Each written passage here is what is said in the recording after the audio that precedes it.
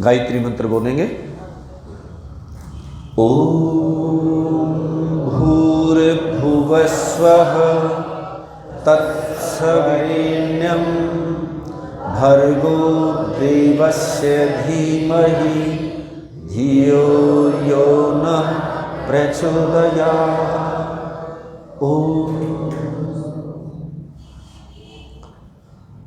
चरन् वै मधु विन्दति चरन् स्वादु उदुम्बरम् सूर्यस्य पश्य श्रेमाणं यो न तन्द्रयते चरन् चरैवेति चरैवेति चरैवेति।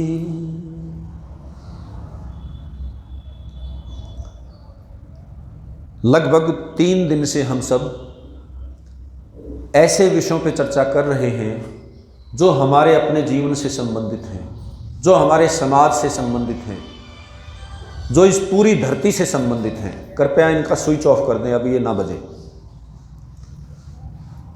विचार करो, इनमें से कुछ हमारी समझ में आया, कुछ अभी है और कुछ पे हम निर्णय ले चुके हैं कि ऐसा होना चाहिए। लेकिन जो निर्णय ले चुके हैं ये भी क्रियान्वित होगा, ये भी व्यवहारिक होगा, इस बात की अभी गारंटी नहीं है। जो लोग अच्छाई को समझ जाते हैं और फिर भी उसका आचरण नहीं करते, वो इस विश्व का, इस राष्ट्र का, इस मानव समाज का, अपने परिवार का और अपना सबसे बड़ा ह्रास करते हैं। समझ में आ रही है बात या नहीं आ रही है? यदि समझ में नहीं आया तो आप प्रश्न उठा सकते हो, लेकिन समझ में आ गया, आपने स्वीकार कर लिया कि हाँ ये बात ठीक है। यदि उसके बाद भी आप बाज नहीं आते हैं, उसके बाद भी आप अपने व्यवहार को नहीं बदलते हैं, तो आपसे बड़ा निकृष्ट व्यक्ति संसार में कोई और नहीं हो सकता। और ऐसे व्यक्ति को दंड भी बढ़ा देता है परमात्मा कि जानबूझ के गलती कर रहा है, अपने आलस्य, अपने प्रमाद, अपनी इंद्रिय लोलुपता, अपने स्वार्थ के वशीभूत होके। ऐसे व्यक्ति को ज्यादा सावधान रहना चाहिए और ऐसे व्यक्ति से भी ज्यादा सावधान। समझ में आ रही है या नहीं आ रही है? भाई जो विद्वान होके गलती करता है वो सबसे बड़ा घातक है।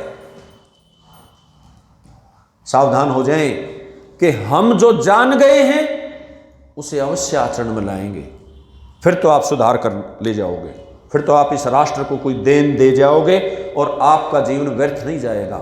और यदि आप ही सावधान नहीं हुए तो फिर आपको किसी को क्या दे सकते हो? विचारना इस बात को। कुछ लोग ये कह के अपने कर्तव्य से टलना चाहते हैं कि जी अब तो कलयुग आ गया है, अब ये सुधार उधार की बातें नहीं चल सकती, कभी कोई अवतार होगा, कोई महापुरुष आएगा तब हो जाएगा सुधार, अभी नहीं हो सकता। कहते हैं लोग ऐसा या नहीं कहते? इस संसार के, ध्यान देना, 95% लोग इस कैटेगरी में आ गए हैं। बल्कि और भी इस संख्या को बढ़ा दूं तो अतिशयोक्ति नहीं कर रहा मैं, 99 भी कह सकता हूं। ऐसा ही है, वो हिम्मत हार चुके हैं कि इतना बिगाड़ हो चुका है, अब सुधार होगा ही नहीं। लेकिन ऐसा नहीं है। एक ऐत्रीय ब्राह्मण है, कौन सा? ऐत्रीय में है या तैत्रीय में? ये कली ही शयानो भवति है। ऐत्रीय ब्राह्मण में क्या कहा? कली ही शयानो भवति संजिहानु द्वापर है उत्तिष्ठन् त्रेता भवति कृतम संपद्यते चरण। में क्या कहा कि ये जो समय है, ये जो काल है, ये तो संख्या के लिए है, गिनने के लिए है, व्यवहार के लिए है, ये किसी पे कोई असर थोड़ी डालता है। कली ही शयानो भवति, ये तो एक अवस्था है मनुष्य जीवन की। ध्यान दें, समय का मापतोल अलग है और मनुष्य की अवस्था अलग है। जब कोई व्यक्ति, यदि मनुष्य पे इसे लागू करो तो कैसे लागू करना है कि जब कोई व्यक्ति सो रहा हो, आलस्य में, प्रमाद में, निद्रा में, तंद्रा में, और यह स्वार्थ भी सोए हुए व्यक्ति की ही पहचान है। याद रखना, स्वार्थी व्यक्ति भी मानो सो रहा है, बुद्धि रूपी उसकी निद्रा है वो, क्योंकि ठीक और गलत का निर्णय ही नहीं कर पा रहा हूं, सुन ही नहीं रहा, वो सोने वाला सुनता भी नहीं है। यदि यहां कोई व्यक्ति सो रहा हो और यहां मैं कोई बात कह रहा हूं तो वो उसको सुन नहीं रहा है, क्योंकि निद्रा माना ही उसे है निर्विषय। जब मन होता है तो ही निद्रा की अवस्था होती है, और यदि सुन लिया तो ये कान का विषय है, फिर वो निद्रा में था ही नहीं। ध्यान दें, तो कहा कलिहि शयानो भवति। मनुष्य की इस अवस्था को कलयुग कहते हैं कि जब वो किसी की सुने ही ना, जब वो अपनी ही मस्ती में चलता रहे, ना वेद की सुने, ना मां की सुने, ना पिता की सुने, ना आचार्य की सुने। इस अवस्था को कहा गया है कलयुग। और उस समय वो आलस्य में रहता है, स्वार्थ में रहता है। सुख बड़े बड़े चाहिए ऐसे व्यक्ति को, संपत्तियां बड़ी बड़ी चाहिए, पद बड़े बड़े चाहिए, लेकिन सुनूंगा किसी की नहीं। ये कलयुग की अवस्था है। फिर कहा संजिहानस्तु द्वापरः। किसी भी कारण किसी की बात उसको अच्छी लगी, या कोई उसके खाना भोजन उसको ऐसा मिल गया कि उसमें सात्विकता आ गई और वो जग गया, सुनने लग गया। उसके मन में आया कि कम से कम पता तो लगाऊं क्या मेरे लिए ठीक है, क्या मेरे लिए गलत है। वो सुनने लग गया तो मानो वो द्वापर में आ गया। जिसके अंदर भी जिज्ञासा पैदा हो गई कि मैं ठीक और गलत का निर्णय तो करके देखूं, भाई आचरण बाद में देख लूंगा, लेकिन पहले मैं निर्णय तो करूं कि क्या ठीक है क्या गलत है। यह भावना आते ही व्यक्ति कौन से युग में आ गया? यह उसकी द्वापर की अवस्था है। ध्यान दें, कलिहि शयानो भवति संजिहानस्तु द्वापरः है। फिर कहा उत्तिष्ठन् त्रेता भवति।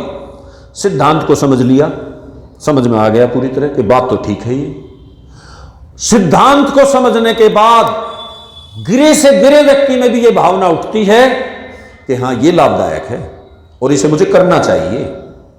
किसी में भी उठेगी ये भावना, चाहे कोई कितना ही नीचे गया हुआ व्यक्ति क्यों ना हो। तो जैसे ही ये भावना उठेगी तो मानो वो उठ खड़ा हुआ कि सिद्धांत मेरी समझ में आ गया है और अब मैं सिद्धांत के अनुकूल जीवन जीऊंगा। वेद की बात हम बार बार कह रहे हैं, तो अब मन में ये आ गया है कि मैं वेद के अनुकूल जीवन जीऊंगा, वेद के सिद्धांतों को और गहराई से जानने का प्रयास करूंगा, और मैं अपने जीवन को राम जैसा, श्री कृष्ण जैसा, हनुमान जैसा बनाऊंगा, सीता सावित्री रुक्मणी जैसा बनाऊंगा। माताएं ऐसा सोचती हैं और मैं ऐसा मानता हूं। ये चेहरे का आकार, इसका रंग रूप बदल जाता है जब व्यक्ति विद्या को धारण करता है। किसी भी ग्राउंड में जब कोई व्यक्ति मेहनत ज्यादा करता है ना, तो इस चेहरे पे चमक आ जाती है जी। आप देख लेना, एक दूसरे का चेहरा भी देख सकते हो कि कल बैठे थे तब और आज परसों से बैठे हो, जबकि थकान आपके शरीर में आई होगी, लेकिन चेहरे की चमक ये बता रही है कि आप में से ज्यादातर लोग समझने में आतुर हैं, समझने का प्रयास कर रहे हैं, अर्थात जिज्ञासा भाव जागा है आपके भीतर कि हाँ बातें तो अच्छी हैं, बातें तो हमें समझनी चाहिए और सुननी चाहिए और स्वाध्याय करूंगा, ऐसा मन में आया है। और जब सिद्धांत को समझ के उसके अनुकूल कोई व्यक्ति जीवन जीने लगता है, कहा क्या? संजिहानस्तु द्वापर उत्तिष्ठन् त्रेता भवति। फिर कहा कृतम संपद्यते चरण।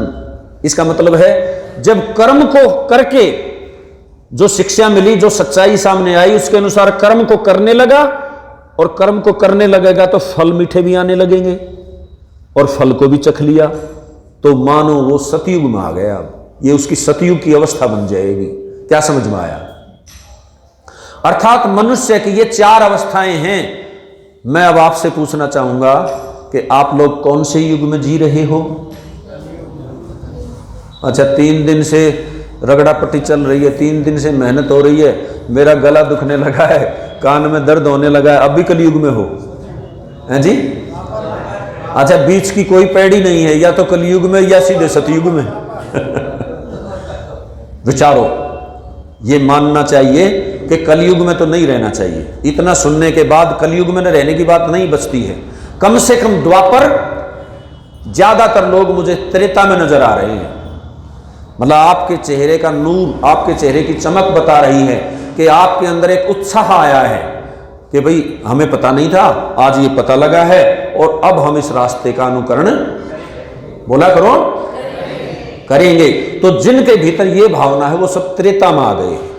हाँ, सतयुग भी आएगा जब आप इन कर्मों को करने लगोगे और इसके मीठे फल आने लगेंगे तो इसका प्रभाव केवल आपके व्यक्तिगत जीवन पे ही नहीं पड़ेगा, आपके परिवार पे पड़ेगा। आपके माता पिता, आपको उनका नजरिया बदल जाएगा आपके प्रति, वो आपके प्रति अलग सोच रखने लगे, भाई ये कहां होके आया है, इसके अंदर ये परिवर्तन कैसे आ गया।